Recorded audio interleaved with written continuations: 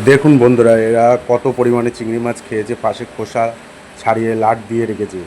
যে বাড়িতে ক্যাটারিং করতে গিয়েছিলাম, বাড়ির লোক বলেছে আপনারা ভালোভাবে খেয়ে যাবেন, এখানে খাওয়ার কোনো প্রবলেম নেই। দেখুন ট্রেই করে চিংড়ি মাছ নিয়ে চলে এসছে আর টান দিচ্ছে। দেখুন এই ছেলেটা হাফ থেকে বেশি খেয়েছে।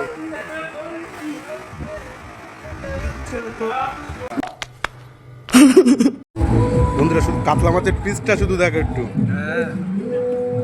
শুধু পিসটা দেখো।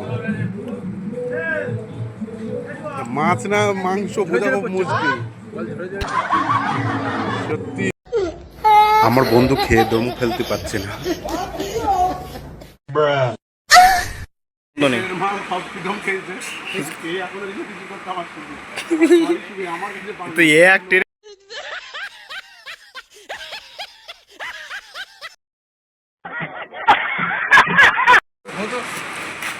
আর খাবি না?